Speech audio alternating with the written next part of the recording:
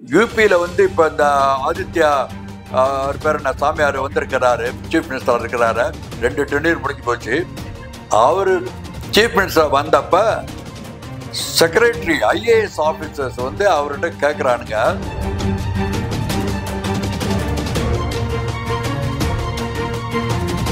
பாகிஸ்தானோட சண்டை நடக்குது, பாகிஸ்தான் ஆள் வந்து அடிக்கிறான், ஒரு ஆள் நம்ம இந்தியன் சோல்ஜர் சாகுறான்.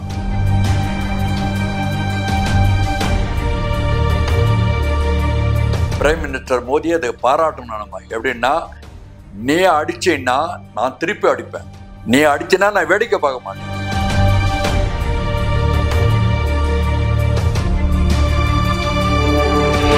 சைனா வந்து இந்த கால்வான் வேலியில வந்து இது எங்களுடைய இடம் அப்படின்னு அவங்க போராடினாங்க. போராட்டி நாங்கள் இந்தியாவை ஃபைட் பண்ணுவோம்னு சொல்லிட்டு டேங்கை கொண்டு வந்து நிறுத்தினாங்க. கால்வான் வேலியில டேங்கை கொண்டு வந்து நிறுத்தினானுங்க. உடனே நம்ம என்ன பண்ணோம், பிரைம் மினிஸ்டர் நம்ம என்ன பண்ணோம், நம்ம ஏர்ஃபோர்ஸ் பிளேனுக்கு கொண்டு போய் எடுத்துனோம்.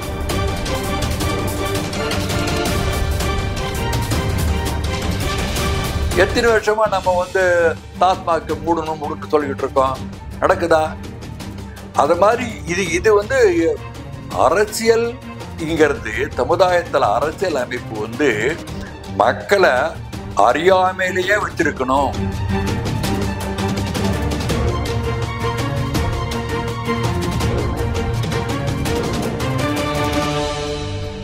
இப்போ நீங்க ராணுவத்துல இருந்து ஓய்வு பெற்ற பிறகு அன்றைக்கு இருந்த ராணுவ கட்டமைப்புக்கும் இன்றைக்கு இருக்கிற ராணுவ கட்டமைப்புக்கும் என்ன வித்தியாசத்தை பாக்குறீங்க? நான் ராணுவத்திலிருந்து ரிட்டையர் ஆகி கிட்டத்தட்ட 30 வருஷம் ஆச்சு. 94 அது ஒரு 6 இது 24 கரெக்டாக 30 வருஷம் ஆச்சு ரிட்டையர் ஆகி. இந்த 30 வருஷத்துல ஒரு ஆரம்பத்தில் ஒரு 4-5 வருஷம் ராணுவத்தோட தொடர்புலாம் இருந்தது. இப்போ நிறைய சேஞ்சஸ் ஆயிடுச்சு, அதனால தொடர்புகள் விட்டு போயிடுச்சு.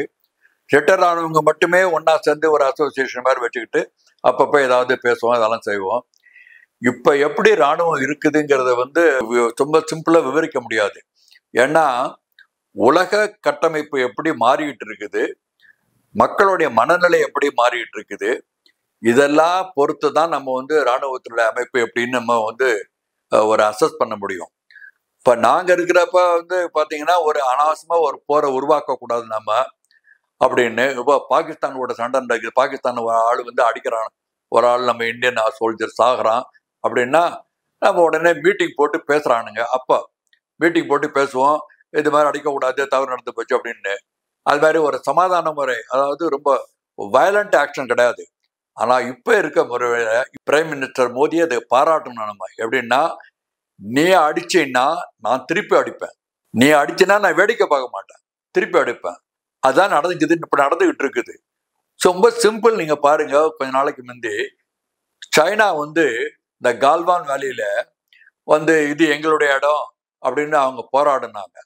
போராட்டி நாங்கள் இந்தியாவை ஃபைட் பண்ணுவோம்னு சொல்லிட்டு டேங்கை கொண்டு வந்து நிறுத்தினானுங்க. கால்வான் வேலியில டேங்கை கொண்டு வந்து நிறுத்தினானுங்க. உடனே நம்ம என்ன பண்ணோம், பிரைம் மினிஸ்டர் நம்ம என்ன பண்ணோம், நம்ம ஏர்ஃபோர்ஸ் பிளேனுக்கு கொண்டு போய் நிறுத்தணும். நீ டேங்கை கொண்டு வந்து நிறுத்தி ஃபைட் பண்ணணும்னா நான் சைனாவோட இன்டீரியரை வந்து பாம்பு போட்டு கொண்டு ஒழிச்சிடுவேன் சைனாவை அப்படின்னு ஒரு மிரட்டணும்னா அப்படியே ஒதுங்கிட்டானுங்க. இன்னைக்கு சூழ்நிலை எப்படின்னா, உலகம் முழுக்க இந்தியாவுடைய நிலையை கண்டு பயப்படுது. ஏன்னா ஒரு காலத்துல இந்தியா வளரக்கூடாதுன்னு எல்லாம் அழுத்தி அமுக்கி பிடிச்சிட்டு இருந்தவங்க. அன்பார்ச்சுனேட்லி அப்ப இருந்த நம்ம அரசியல் அமைப்பு வந்து அதுக்கு சப்போர்ட் பண்ண மாதிரி இந்தியா வளரக்கூடாது அப்படின்னு. உதாரணத்துக்கு இப்ப நம்ம தமிழ்நாட்டை எடுத்துக்கங்க, எத்தனை வருஷமா நம்ம வந்து டாஸ்மாக் மூடணும் சொல்லிக்கிட்டு இருக்கோம், நடக்குதா? அது மாதிரி இது வந்து அரசியல்ங்கிறது, சமுதாயத்தில் அரசியல் அமைப்பு வந்து மக்களை அறியாமையிலேயே வச்சிருக்கணும். அவங்களுக்கு தெரியக்கூடாது, அவங்களுக்கு வந்து ஒரு வளரக்கூடாது, அதுதான் அவங்களோட நோக்கம். அப்பதானே வந்து படிக்காத முட்டாள்லாம் மந்திரா உட்கார்ந்துட்டு இருக்கானுங்களே. ஸோ இந்த அமைப்புக்கு இது வந்து வளரணும்னா இந்த அமைப்பு இப்படிதான் இருக்கணும். ஆனா இப்போ சூழ்நிலை மாறிக்கிட்டு இருக்குது. நல்லா படிச்சவனுங்க, நல்ல திறமை உள்ளவங்க, பிசிக்கலி மென்டலி ஃபிட் ஆனவங்க, இவங்கெல்லாம் வந்து அரசியலுக்கு வர்றாங்க. அப்போ வந்து இது அரசியல்ல சில மாற்றங்கள் ஏற்படும். அதே மாதிரி ராணுவத்துல சில மாற்றங்கள் ஏற்படும். இன்னைக்கு இருக்கிற நிலையில வந்து இந்தியா நம்ம போய் வெப்பன்லாம் வெளிநாட்டுல வாங்கிட்டு இருந்தோம். இப்ப இந்தியாவில இருந்து வெப்பம் வாங்குறாங்க. நம்ம ப்ரொடியூஸ் பண்றோம். இது மாதிரி நல்ல வளர்ச்சி இருக்குது. நம்ம வந்து ஒரு காலத்துல இந்தியா உலகத்திலேயே திறமையான வல்லரசா வரக்கூடிய வாய்ப்பு உண்டுன்னு எல்லாரும் நம்பினாங்க. அமெரிக்கா போன்ற நாடுகள்லாம் பயந்து அப்ப வளரக்கூடாதுன்னு பார்த்தாங்க. இன்னைக்கு பேப்பர்ல பாத்தீங்கன்னா சில உலக நாடுகள் இந்தியாவுடைய எலெக்ஷனை தலைகீழா மாத்தணும், இப்போ இருக்க ட்ரெண்டை மாத்தி வேற ஆளை கொண்டு வரணும், ஒரு டம்மியை கொண்டு வந்து பிரைம் மினிஸ்டரா வைக்கணும் அப்படின்னு முயற்சி பண்றாங்க. உலக நாடுகள் சதி வேலை நடக்குது அப்படின்னு பேப்பர்ல போட்டிருக்காங்க. இந்த மாற்றம் வந்து விரைவா மாறிடும் நீங்க நினைக்கிறீங்களா? இந்தியாவில் இந்த அரசியல் அமைப்பு முறைகள்ல வந்து இருக்கிற சீர்கேடுகள்லாம் வந்து எப்படி வந்து களையணும்னு நீங்க நினைக்கிறீங்க? இது வந்து நாட்டுல அரசியல் மாற்றங்கள் ஏற்படணும்னா உடனே நாளைக்கே ஏற்படும்னு சொல்ல முடியாது.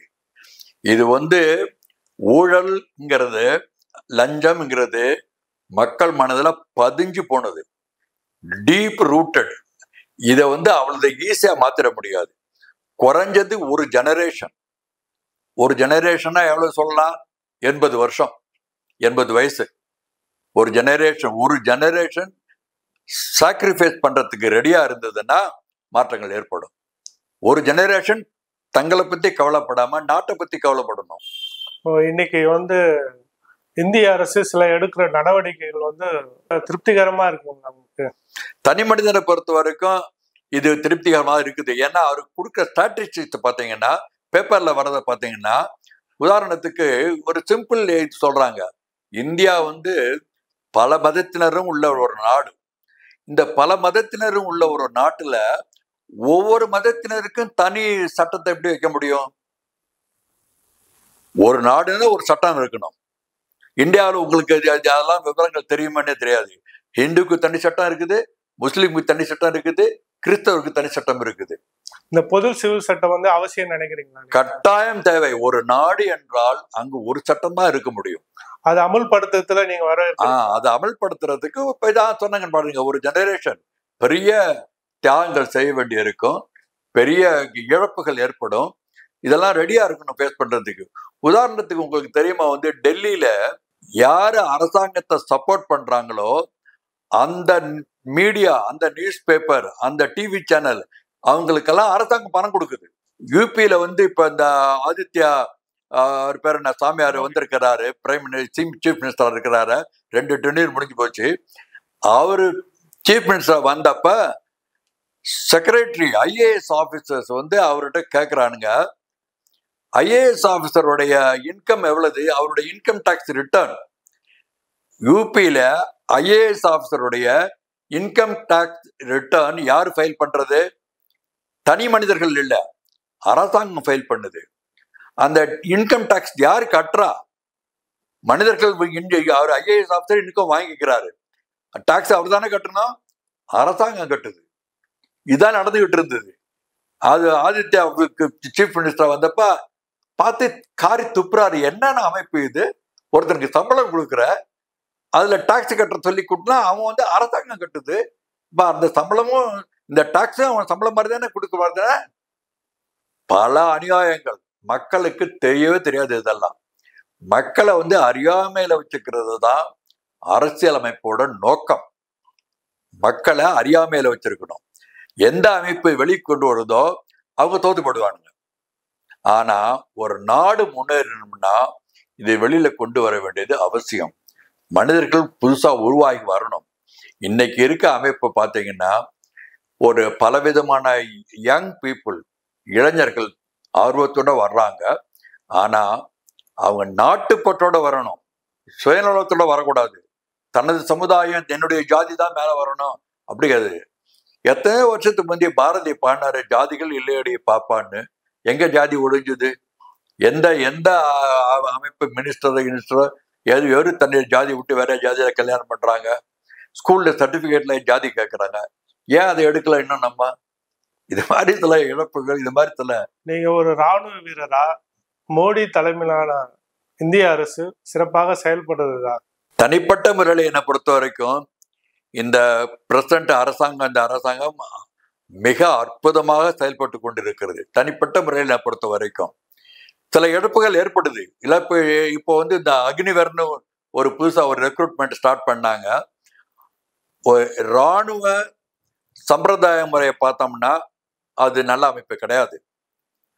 ஏன்னா ஒரு 4 வருஷத்துல வர்ற ஒருத்தன் எப்படி வந்து இது எனது நாடு எனது மக்கள் எதிர்பார்க்க முடியும்? அவன் குடும்பம் அவன் ஃபேமிலி தான் போவான். ஏன்னா 4 வருஷத்துக்கு அப்புறம் அவன் போயிடுறான், ஆர்மியில இருக்கிறது இல்லை. அவனுக்கு எப்படி நாட்டுப்பற்று வரும்? ஆனா இவங்க சொல்றாங்க நாட்டுக்கு ஒரு ஆபத்துனா திரும்ப அவனை கூப்பிடுவோம் அப்படின்னு. இராணுவம்ங்கிறது வந்து ஒரு ஒரு பெரிய ஒரு ஒரு என்ன சொல்றது, ஒரு சம்பிரதாயம், ஒரு ட்ரெடிஷன், அதுல வர்ற அமைப்பு அது. அதை சீர்குலைக்க கூடாது. இப்போ கொஞ்சம் டிஸ்டர்ப் ஆயிருக்குது. அதை வந்து இப்ப ரிவ்யூ பண்றாங்க. 4 வருஷம் கழிச்சு மேபி இது வேணாம்னு சொல்லுவாங்க, திரும்ப பழைய முறைக்கே வந்தாலும் வந்துருவாங்க அப்படின்னு ஒரு பேசிக்கிட்டு இருக்காங்க. நிறைய பேர், நிறைய ராணுவ அதிகாரிகள்லாம் இதை பத்தி எழுதுறாங்க. சில நன்மைகள் இருக்கு, சில தீமைகள் இருக்கு. நம்ம வந்து ஒண்ணு ஞாபகம் வச்சுங்க, நீங்க அரசாங்கம் ஒரு சட்டத்தை கொண்டு வந்ததுன்னா, இந்தியா போன்ற மாபெரும் தேசத்துல இந்தியா ஒரு அரசாங்கம் ஒரு சட்டத்தை கொண்டு வந்ததுன்னா அதுல வந்து 70-80% பீப்புள் பெனிஃபிட் பண்ணுவாங்க, அவங்களுக்கு உபயோகமா இருக்கும். ஆனா 20-30%க்கு அது நாசமாகும், அது வந்து கெடுதல். ஆனா அந்த கெடுதலை நம்ம ஏற்றுக்கணும். இப்ப நம்ம போர்ல ஒரு டிவிஷன் அட்டாக் பண்றாங்கன்னா யாருமே சாகக்கூடாதுன்னு நம்ம அட்டாக் பண்ண முடியுமா? என்ன சொல்றீங்க?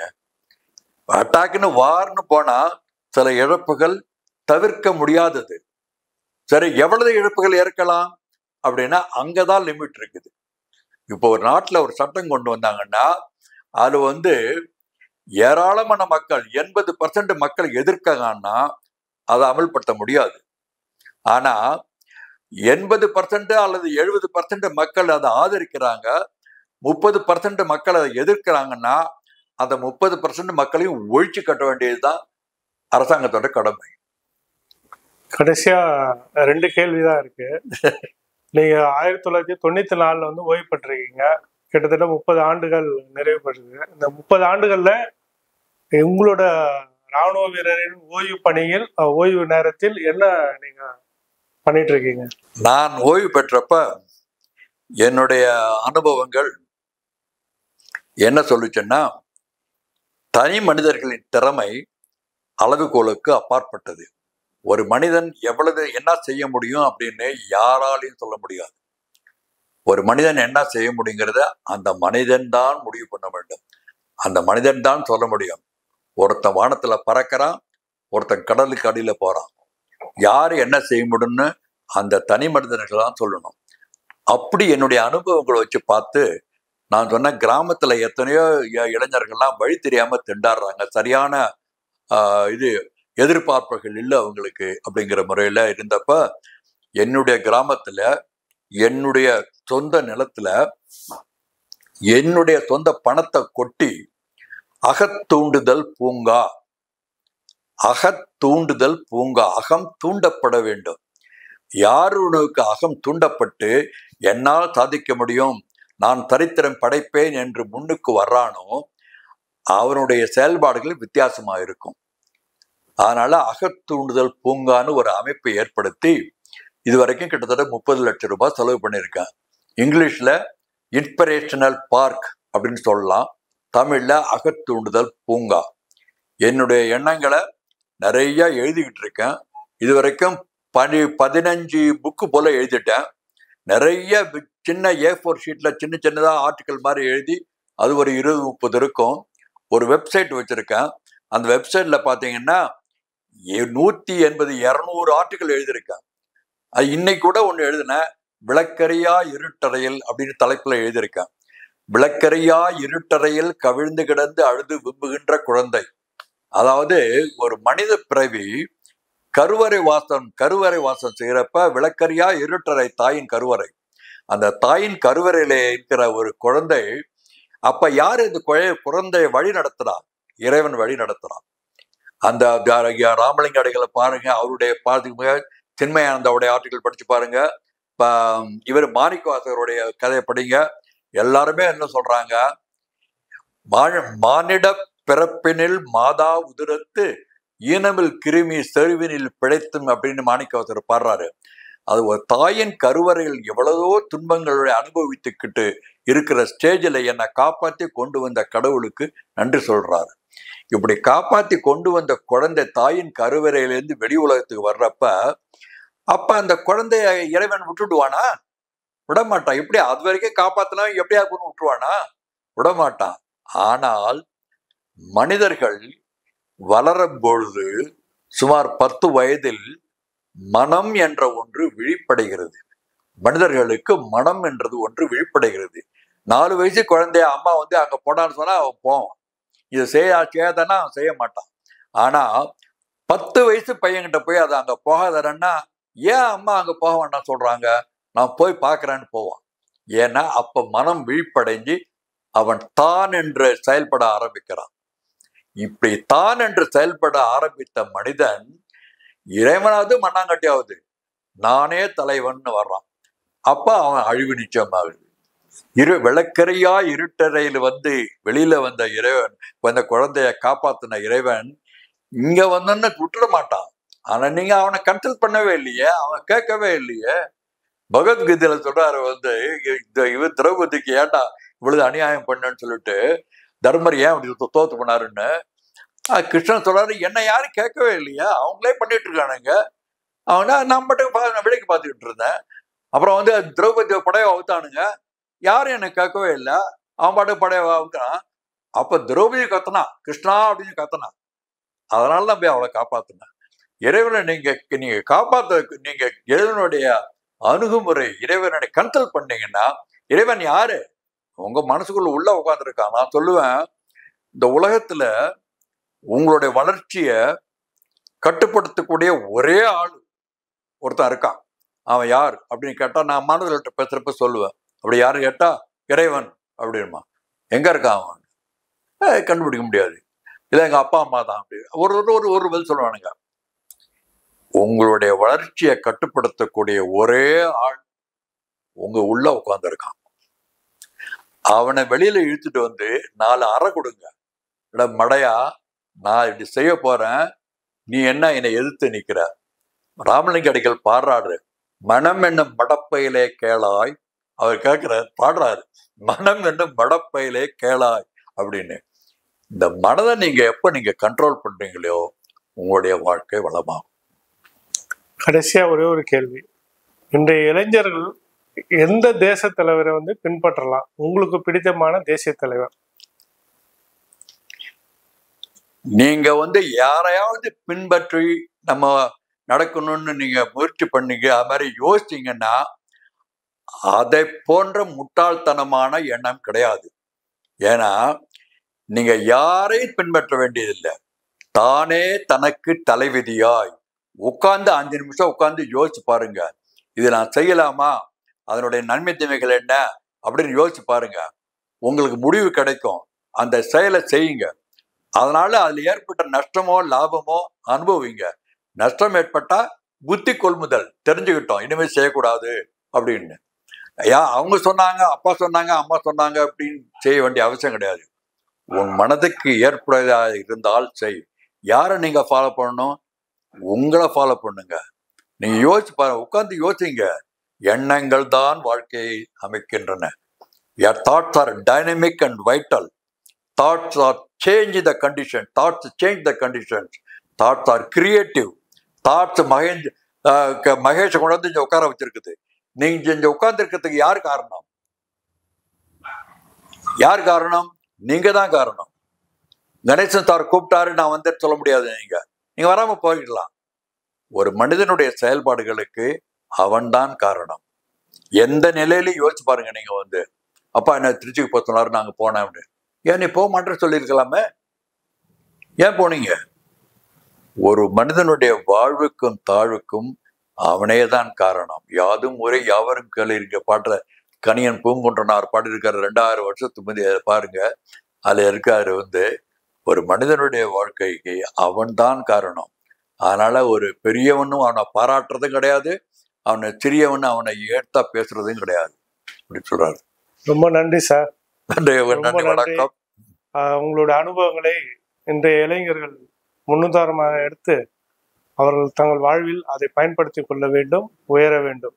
வணக்கம். ஜெய்ஹிந்த். வணக்கம். நீங்க இந்த இளைய சமூகத்திற்கு நான் சொல்வதெல்லாம் அந்த இன்ஸ்பிரேஷனல் பார்க்க சந்தர்ப்பம் கிடைக்கிறப்ப போய் பாருங்க. திருவாரூர் மாவட்டத்தில் மெயின் ரோட்ல இருக்குது அகத்தூண்டுதல் பூங்கான்னு தமிழ்ல இன்ஸ்பிரேஷனல் பார்க்குன்னு கூகுளில் போய் சர்ச் பண்ணீங்கன்னா பெரிய சேனல் ஓப்பன் ஆகும். நிறைய பார்க்கலாம் நீங்க. நன்றி, வணக்கம்.